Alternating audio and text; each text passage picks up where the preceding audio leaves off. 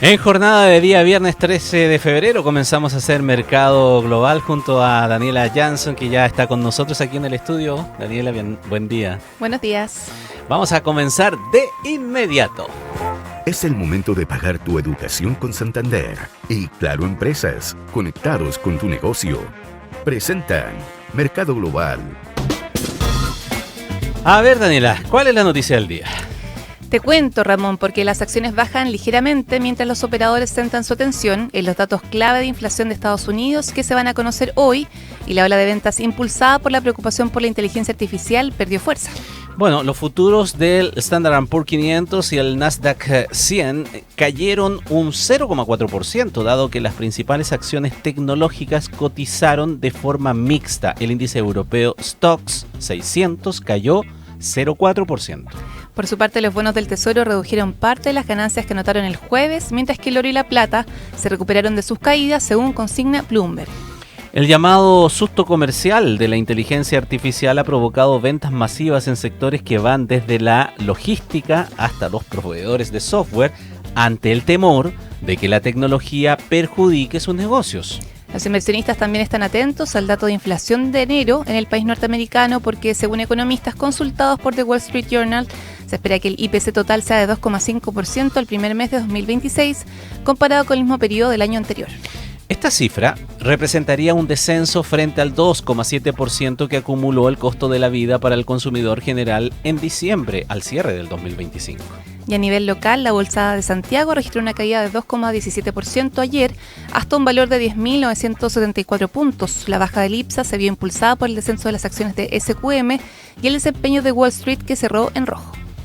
Hoy el IPSA abrió a la baja con una variación de 0,24% hasta los 10.948 puntos. Y en Wall Street, las pérdidas del jueves borraron las ganancias del S&P 500 en lo que iba del año, que ahora acumula un descenso de 0,2%, e impulsaron la caída del Nasdaq 100 en 2026 a 2,2%. En contraste, el MSCI Asia Pacific ha subido alrededor de un 13% este año. Mercado Global. Tele 13 Radio. Bueno, en jornada de día viernes corresponde la conversación con nuestro querido Axel Christensen, con quien ya estamos en comunicación. Hola Axel, ¿qué tal? Muy buenos días. Buenos días, Ramón. Buenos días, Daniela. ¿Cómo están? Bien, pues aquí estamos. Oye, un poco bajándonos de inmediato de lo que significa esto que Daniela nos presentaba como una de las noticias del día, ¿no? Todo esto que está sucediendo con el, podríamos llamarlo, este susto comercial que hay de la inteligencia artificial. ¿Qué es lo que está sucediendo en concreto, Axel? Mira, Ramón, ha sido bien interesante seguir esto, porque ya esto como que de alguna manera sale del ámbito meramente financiero y entra en el campo psicológico, diría yo. Estamos pasando de lo que antes podríamos hablar de la aiforia, donde todo lo que tenía relación con inteligencia artificial subía, a una especie de AI-fobia, en que cualquier cosa que tenga relación con inteligencia artificial, como tú señalabas, como que genera cierto temor. Y a fines del año pasado y a comienzos de este año, además las grandes tecnológicas que están liderando este proceso de innovación, por ahí lo hemos conversado, quizás en una ocasión anterior, tienen hasta un nombre, las 7 magníficas, y era bien interesante porque estas 7 compañías representaban una cifra bastante significativa del rendimiento que mostraban los mercados bursátiles. Ahí Daniela hacía referencia del S&P 500, representaba cerca del 70%. Hoy eso se está moderando bastante fuerte. Y hay, yo diría, 3 razones claves, Ramón, Daniela, que explican esto. Primero, porque el valor de estas acciones estaban subiendo a niveles bastante poco razonables, con un precio basado en fundamentos. Había, yo diría, un cierto grado de especulación, mucho, digamos, capital atraído por esta novedad, pero que no necesariamente generaba un nivel de precios que se condecía con la realidad. Así que valorizaciones exigentes era un primer tema. Lo segundo, y aquí es lo interesante, y por qué pasamos de la euforia a cierta fobia. han empezado a haber mucho más dudas con respecto ya, perfecto, toda esta inversión, toda esta tecnología, pero ¿cómo hacemos plata con esto? Esto me recuerda a la película, ¿no es cierto?, de el famoso Show Me the Money. Los inversionistas le están diciendo, ¿no es cierto?, a las empresas tecnológicas, ¿cómo vas a comenzar a generar utilidades con todas estas inversiones que se están materializando? Y eso mismo llevó a encontrar o a buscar oportunidades en otros sectores fuera de la tecnología, a sectores más industriales. Hemos visto cómo las materias primas han tenido un repunte bien importante. Entonces, ya digamos, ya no el foco de inversión se mantiene concentrado en este número tan reducido de compañías mega tecnológicas que estamos viendo, sino que se empieza a extender, pero no está exento, ¿no es cierto?, de algunos grados de contagio. Estos últimos días hemos pasado por diferentes industrias, servicios financieros, los servicios legales, ahora todo lo que es transporte, por ejemplo, de inversionistas que se están cuestionando hasta qué punto inteligencia artificial puede disrumpir esa industria, que los márgenes se vean afectados, que lleven que, por ejemplo, digamos, los servicios legales que antes, digamos, cobraban ¿no es cierto?, precios altos para hacer algún tipo de servicio legal, hoy día un bot de inteligencia artificial te lo haga una fracción. Así que eso es lo que hemos estado viendo, y yo diría que en ese sentido una narrativa en los mercados está pasando de que la inteligencia artificial lo salva todo, hasta que hoy día es más bien, oye, ojo, que la inteligencia artificial puede destruir tu negocio. Así que muy interesante lo que ha pasado estos últimos días, Ramón, Daniela. Y para cerrar el punto solamente allí, ¿en qué momento podríamos estar de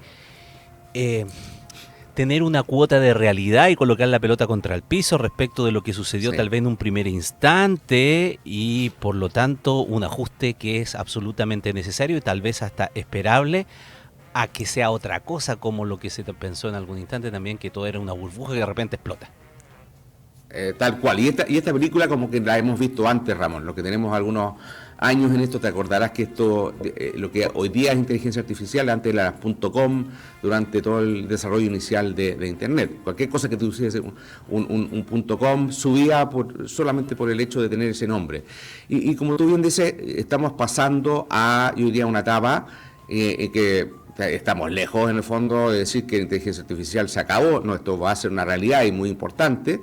Pero sí estamos viendo una especie de normalización, de estabilización, donde pasamos de un mercado un poquito frenético frente a esta revolución tecnológica, a de alguna manera ir reflejando los precios, que este proceso va a ser un poco más gradual, que se va a centrar, bueno, cómo las compañías hacen dinero con la adopción de esta tecnología.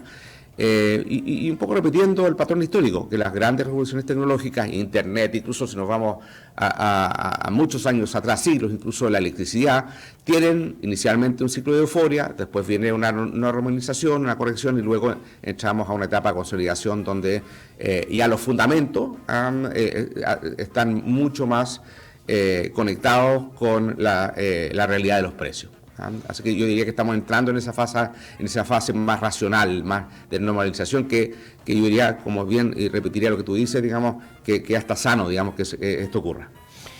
Ya, en otro tema, Axel, hay mercados emergentes, especialmente en Latinoamérica, que parecen estar viviendo un buen momento. Perú, Colombia, Brasil suben. ¿Qué explica ello y qué dinámica se está produciendo para entender lo que está ocurriendo? Tal cual. En lo que va del año, esos tres países, sus mercados bursátiles han subido más de un 20%.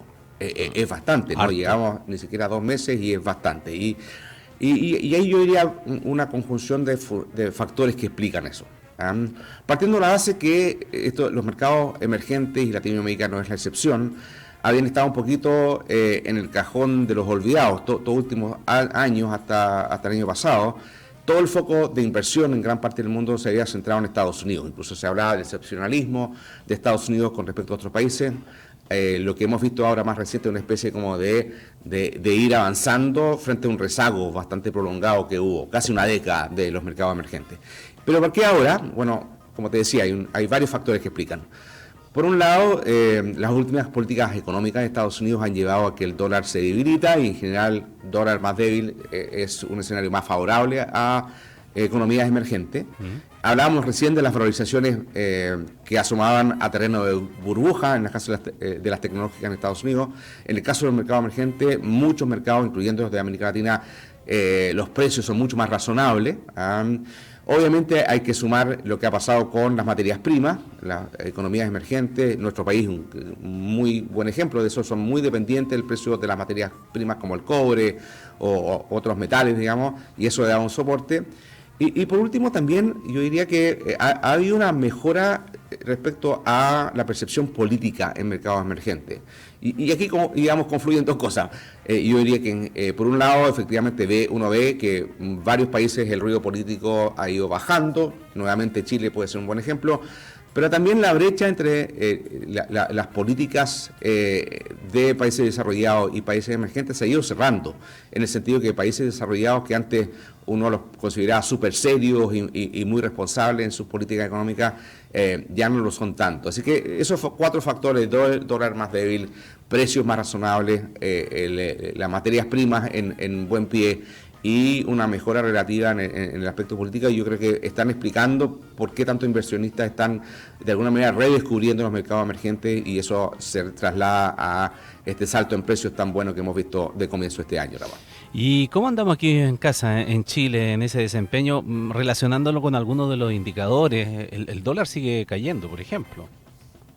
Tal cual, aunque está justo revisando hoy día que está habiendo un pequeño rebote, pero efectivamente, y bueno, hablábamos recién, el dólar ha estado débil a nivel global, pero también yo creo que es importante destacar que Chile ha venido destacando en términos relativos en la percepción que hay dentro de los emergentes. Acabamos de tener una elección con un resultado que no fue cuestionado, con un reordenamiento en focos de la política económica del gobierno entrante hacia una recuperación en cuanto a la actividad, del crecimiento, y eso los inversionistas se fijan. Y no solamente en el campo político, Ramón, Daniel, sino que también uno empieza a conectar los puntos. Acabamos de ver cómo se vendió una empresa importante en el sector de telecomunicaciones en Chile y entró un nuevo operador. Y es una señal bien potente. Cuando hay compradores estratégicos mirando los activos chilenos, es una señal que las valorizaciones son atractivas y que el riesgo se percibe de mejor manera. Y esto eventualmente podría significar, ¿por qué no?, un ciclo mucho más positivo para Chile. Hay que ser cauteloso en el fondo de tratar de sacar demasiadas conclusiones, pero son brotes verdes que vale la pena digamos, destacar como elementos que ponen a Chile un poquito en la delantera de este repunte de los emergentes. Y Axel, en la coyuntura política tal vez se ve de una manera, pero en los términos de las grandes decisiones de inversiones, por supuesto que eso se ve en un horizonte que es mucho más amplio. Lo digo porque a propósito de lo que tú señalas, ¿no?, de la venta de Movistar y el ingreso de un nuevo operador a nivel internacional con harta presencia también aquí en Sudamérica.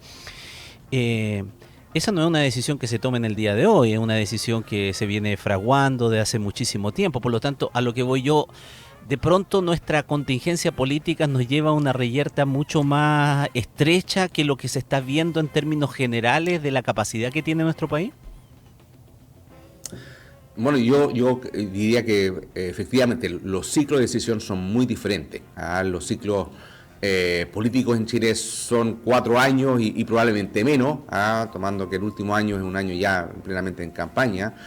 Las decisiones que toman estas empresas, considerando la gran cantidad de recursos que implican, miran plazos de tiempo mucho más extendidos, tienen que mirar varios ciclos políticos hacia adelante, y no solamente en el sector de telecomunicaciones, también podríamos decir en el sector minero y sumar algunos más. Entonces, es parte de las condiciones que uno encuentra al momento de invertir en países emergentes como Chile, los ciclos políticos, pero en general, nuevamente, lo que te mencionaba, que la percepción de riesgo político en Chile, yo diría sobre todo después de cómo se resolvieron los temas de reforma constitucional, modificaron de manera importante la percepción que había a una de mucha apertura de distintos escenarios a uno de escenarios mucho más restringidos, que ayuda a hacer esas proyecciones de 10 o más años que típicamente utiliza una empresa, Ramón.